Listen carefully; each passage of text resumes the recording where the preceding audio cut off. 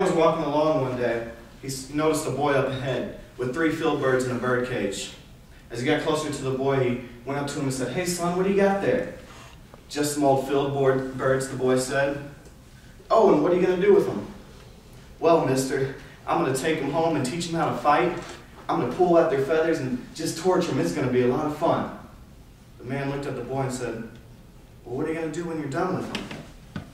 The boy said, "Well, I got some cats at home. I guess I'll just feed them to the cats."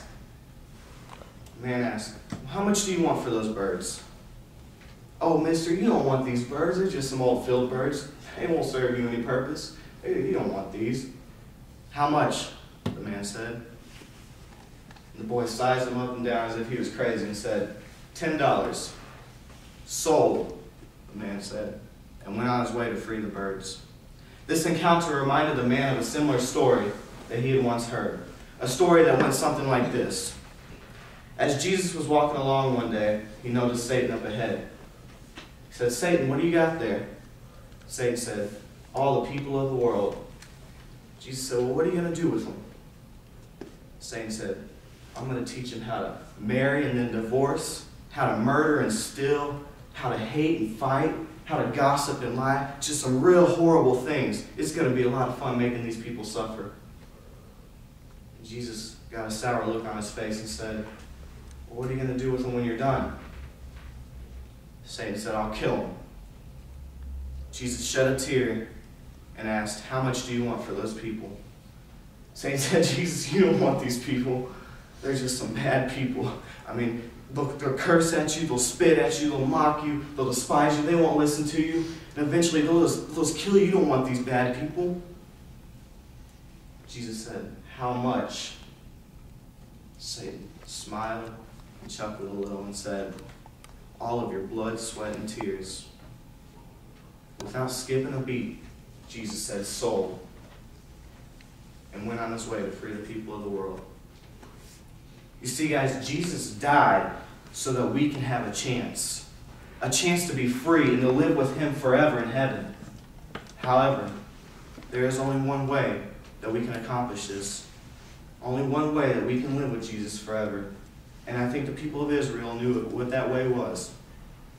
In Joshua 1:16 we read, the people told Joshua, saying, "All that you command us we will do, and wherever you send us we will go. Just as we heeded Moses in all things, so we will heed you. Only the Lord your God be with you, as he was with Moses. Whoever rebels against your commands and does not heed to your words shall be put to death. Only be strong and of good courage." The people of Israel knew exactly what they were talking about when they said they would follow everything Joshua commanded and go everywhere Joshua sent them to go. Because they knew the only way to the Lord was through Joshua. They knew that God and his team, his people, would be the only winners in this war. And they knew there was only one way to be on God's team, and that was to love and to trust the Lord. And the only way to love and trust the Lord, they knew, was to trust Joshua and follow his commands. They knew that if they followed Joshua's commands, who was commanded by God, that they would enter into their promised land. Guys, we can learn a great deal from these very smart people. We have the same rules, if you will, concerning our salvation today. In John chapter 14, verse 6, we read, Jesus said to them, "I am the way, the truth, and the life. No one comes to the Father except through me." Then in John chapter 14, verse 15, Jesus tells us how we get to him, how we go to him, how we get on his team. He says, "If you love me, keep my commandments." If you love me, keep my commandments.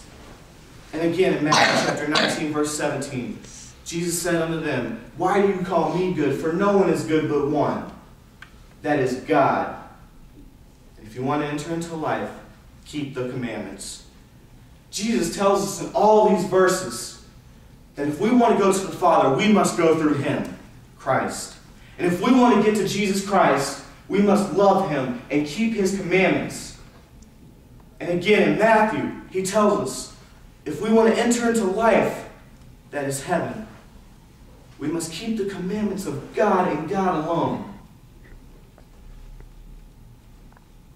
Jesus is our Joshua. Jesus is our Joshua, and he is our leader into life. All that he commands us we should do, and wherever he sends us we should go. Just as the people did with Israel, we should also do with Jesus and God. It seems pretty cut and dry to me, guys. The only way to enter into our promised land is to follow the words of the Lord and follow the commandments of God. And if we don't, we will surely see destruction.